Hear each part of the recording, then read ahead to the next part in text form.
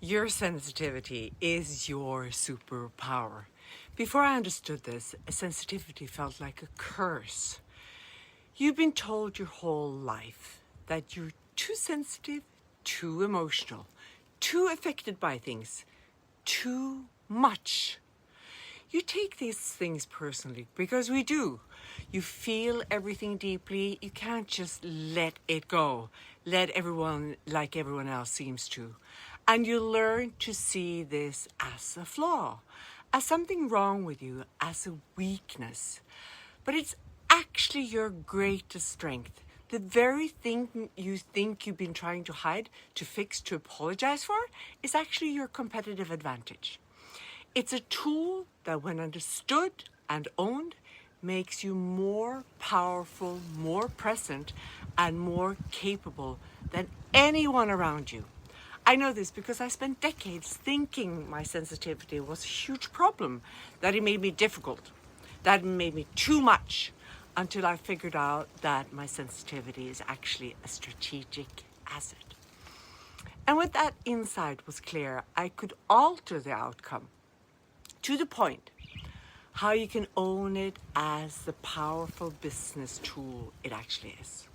First, I had to see how I took in everybody else's emotions and how that really impacted me. And I could try to start to protect myself, because sensitivity means that you're hyper aware of everything that goes on around you. And for me, that made a huge, huge difference. I was actually working as a priest on a small island in Norway when I understood. I had held the sermon and we had discussions afterwards. I was loud and opinionated when I understood that I had to be aware of not taking in everybody else's arguments and think of them as mine. I was overloaded. I became explosive. Because if I absorbed everyone else's opinion, then I would be exhausted. And I was. My whole life I lived like that. Everyone thinking that I was too difficult. I was too blunt. I was too different. It was all these opinions on who I was. I was exaggerating. I loved to do that. That was a hard thing to own. So when I understood how to differentiate, to leave that out and just do me and focus on me, that gave me a lot of space. And I also understood that it's not liability, it's an asset. It's something I can use to understand, to mediate, to be a diplomat, and still not lose myself in it. So that was super, super important. And it made me a lot stronger as a person. It made me much more present and also willing to own my strengths. Because the world thinks that sensitivity is a weakness, sadly enough. And it has nothing to do with weakness whatsoever. It's being born with a heightened awareness and being present in that, while also learning not to take in too much, which you can balance out when you know. And that is the most important thing for sensitive people. In business, this sensitivity means something very specific. You notice when a client is hesitant, for example, before they actually say no. You can sense that hesitation in their voice, in their questions, in the pause before they respond. You sense team dynamics deteriorating before they become toxic. You pick up on the attention in the room, the subtle shifts in how people interact, the energy that's changed. You identify market shifts before data confirms them. You feel when something is changing in your industry, when clients are responding differently, when the conversation is moving. These aren't soft skills, they're competitive intelligence. Remember that word. When everyone else is waiting for the quarterly report to tell them something's wrong, you already have this feeling. You felt it weeks ago. When everyone else is surprised by the team's conflict, you saw it coming. You sensed it building up. When everyone else is reacting to the market shift, you already adjusted. You picked up on the signals early without quite knowing exactly what it was. But only if you know how to use the sensitivity as a strategic filtering system instead of letting it overwhelm you. That's what I had to learn. But before I understood that, sensitivity felt like a curse. I remember being a child and feeling everything so intensely. Every criticism felt like an attack. Every rejection felt like proof I wasn't enough. Every emotion around me, I absorbed like a sponge. And people noticed. Of course they do. Why do you have to take everything so personally, Annette? Why can't you just let go? You're too emotional. And I learned to see my sensitivity as a problem, as something I needed to fix for my surroundings to feel okay. So I tried to toughen up. I tried to not care. I tried to be less affected by things, but it didn't work, of course. Because you can't turn off sensitivity. It's not a choice. It's how you're wired. So instead of becoming less sensitive, I just became more exhausted because I was still feeling everything. I was just pretending I wasn't. And that pretending, that was killing me. I'm sure you know what I'm talking about. Until that moment on the small little island in Norway, when I was working as a priest, when I held that sermon, and we had the discussion afterwards, and I realized I'm taking in everybody else's opinion, and that's why I'm exhausted. I take it in as a truth, not because I am sensitive, but because I don't know how to protect myself while being sensitive. That's a different story. That was the moment I understood sensitivity isn't the problem. Not knowing how to use it is. So I started learning how to work with it instead of against it. I started treating my sensitivity like a strategic filtering system. When someone said something critical, instead of immediately absorbing it as a truth, I started asking, is this actually about me? Or is this about them? Is this feedback I need to hear? Or is it their projection? When I felt an emotion in a room, instead of making it mine, I started asking, is this my emotion? Or am I picking up on someone else's here? Is this data I'm collecting? Or is this something I need to carry? And slowly, I started to see most of what I was feeling wasn't actually mine. In negotiation, I could separate the pressure tactics from actual deal terms. When someone said, this offer expires today, I could sense whether that was real or a real urgency or manufactured scarcity. In leadership, I could distinguish between my team's genuine concerns and the resistance to change. I could feel the difference between we can't do this and we're afraid to do this. Those are two different options. In business development, I could identify which partnership felt aligned and which ones felt forced, before wasting months pursuing the wrong ones. This wasn't emotional processing. This was business intelligence gathering. And once I learned to filter strategically, once I learned to protect myself, my sensitivity became my greatest competitive advantage. I could read rooms. I could sense what people were really feeling, not just what they were saying, and that made me a better leader, a better negotiator, a better decision maker even. My sensitivity wasn't weakness. It was information. It was insight. It was power, but only when I learned how to use it. Sensitivity is a strategic asset, but only if you own it.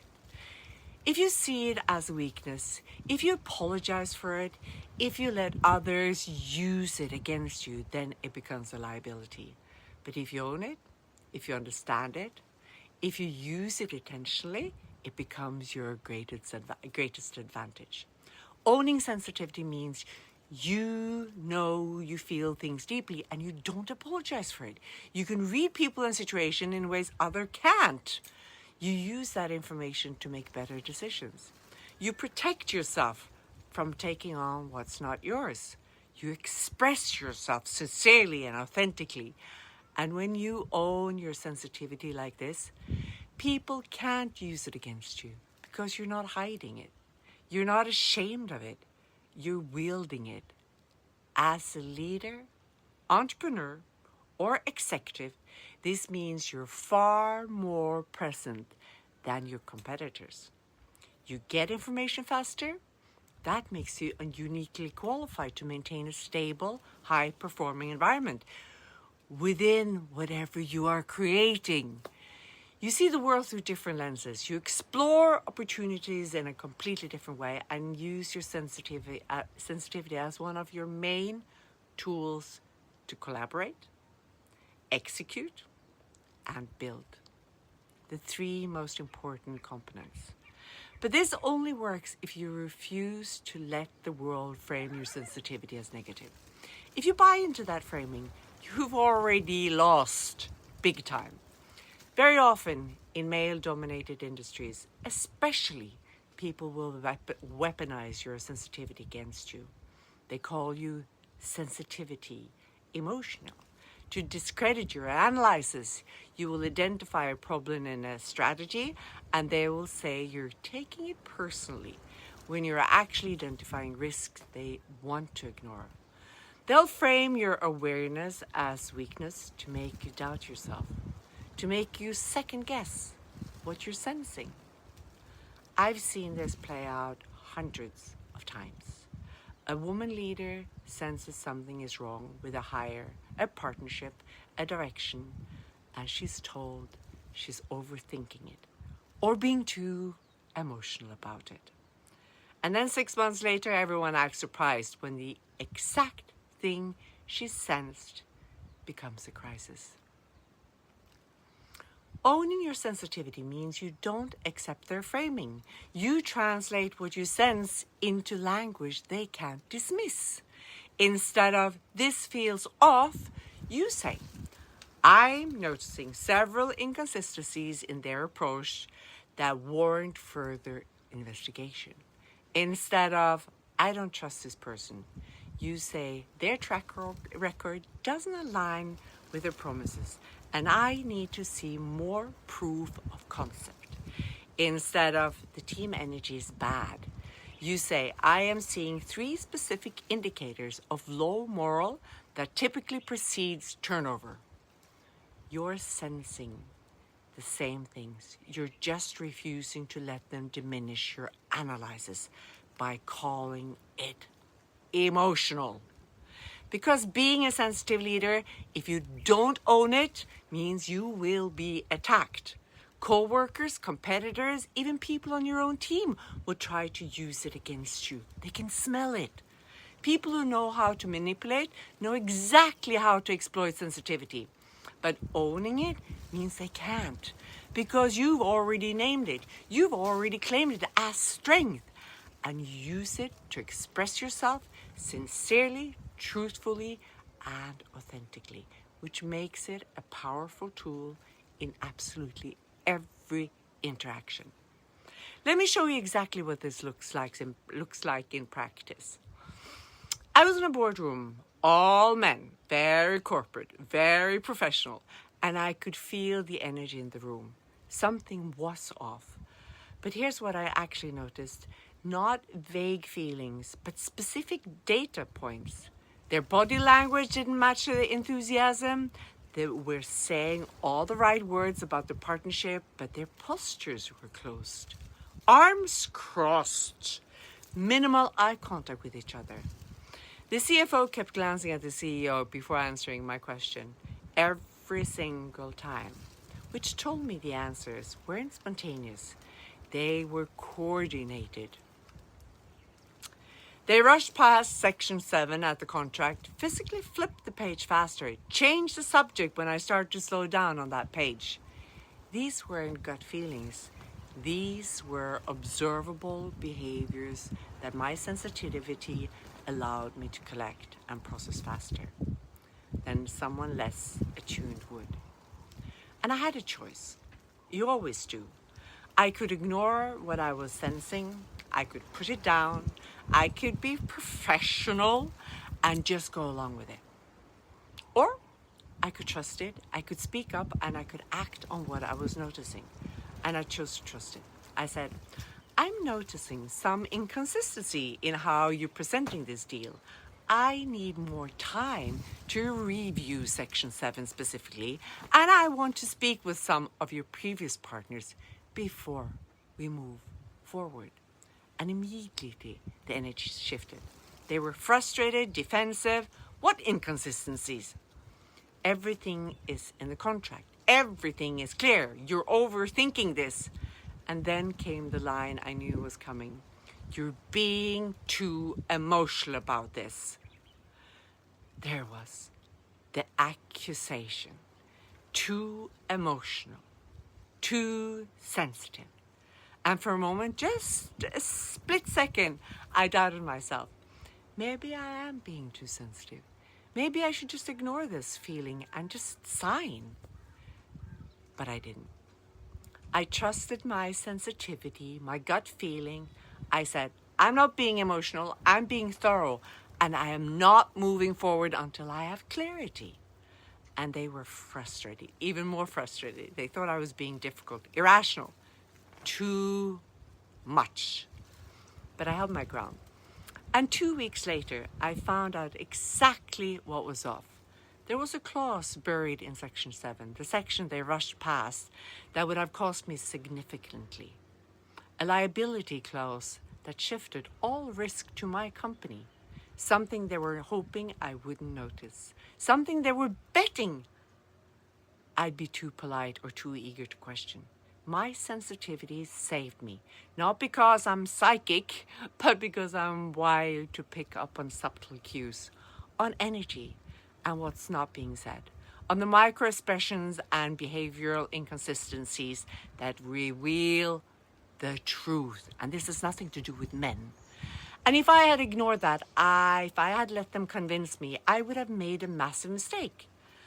That was the moment I fully owned my sensitivity, not as a weakness, but as a power.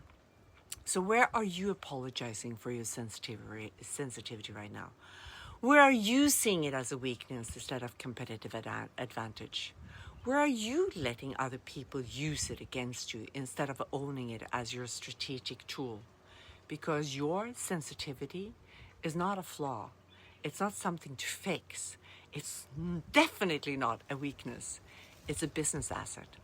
But only if you own it. You practice this weekly and every day, and I want you to actually do this.